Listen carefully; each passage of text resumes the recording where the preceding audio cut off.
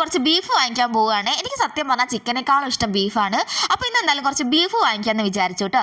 ഈ കാണുന്നത് ഒരു അമ്പലമാണ് കേട്ടോ, പാറേൻ്റെ മുകളിലുള്ള ഒരു അമ്പലമാണ്. നമ്മുടെ വീട്ടിൽ നിന്ന് അങ്ങോട്ടുള്ള കാഴ്ചകൾ പറഞ്ഞാൽ ഭയങ്കര രസമുള്ളതാണ് കേട്ടോ. അപ്പോൾ നമ്മളിതാ പോയി നമ്മൾ ബീഫ് കട എത്തിയിട്ടുണ്ട് കേട്ടോ. അങ്ങനെ വലിയ കടയൊന്നും അല്ല കേട്ടോ, ചെറിയൊരു ഒറ്റമുറി കടയാണ്. അതിന് മുമ്പിലായിട്ട് ഒരു പോത്തിൻ്റെ തല അങ്ങനെ വെട്ടി വെച്ചിട്ടുണ്ട് കേട്ടോ. അപ്പോൾ ഇതാ ഒരു കാക്ക അവിടെ ഇരിക്കുന്നുണ്ട്. ഞാൻ ഈ വീഡിയോ ഒക്കെ എടുത്ത് കഴിഞ്ഞിട്ട് വേണം കാക്കയ്ക്ക് അത് തിന്നാന്ന് തോന്നുന്നു. അങ്ങനെ ശക്തി അപ്പയും പോയി നമുക്ക് ആവശ്യത്തിലുള്ള ബീഫൊക്കെ വാങ്ങി വന്നിട്ടുണ്ട് കേട്ടോ. അപ്പോൾ നമ്മളിതാ തിരിച്ച് വീട്ടിലേക്ക് പോവുകയാണ്. പോകുന്ന വഴിയിൽ ഒരു വേലീൻ്റെ മുകളിൽ നിറയെ എട്ടുകാലിൻ്റെ വല കണ്ടു കേട്ടോ. അപ്പോൾ ഇതിലിങ്ങനെ പറയുമായിരുന്നു അതിനുള്ളൊരു 200-250 എട്ടുകാലികൾ ഉണ്ടാകുന്നൊക്കെ എൻ്റെ അടുത്ത് ഇങ്ങനെ പറയുമായിരുന്നു. നമ്മൾ കോഴിക്കോട് എട്ടുകാലിക്ക് മണ്ണാച്ച് നട്ടോ പറയാം. നിങ്ങളുടെ നാട്ടിൽ എന്താ പറയാമെന്ന് പറയണേ. അപ്പോഴേക്കും നല്ല മഴ പെയ്തിട്ടുണ്ടായിരുന്നു കേട്ടോ. പാടത്തൊക്കെ ഞാറ് നടുന്ന സമയമായതുകൊണ്ട് നിറയെ പണിക്കാരൊക്കെ ഉണ്ടായിരുന്നു. അപ്പോൾ നമ്മളിതാ കുറച്ച് കപ്പയും കൂടി വാങ്ങിച്ചിട്ടുണ്ടായിരുന്നു കേട്ടോ. നല്ല ഫ്രഷ് കപ്പയായിരുന്നു. ബീഫിൻ്റെ കൂടെ ഒക്കെ കഴിക്കാൻ നല്ലതാണല്ലോ എന്നോർത്ത് വാങ്ങിച്ചാണ്.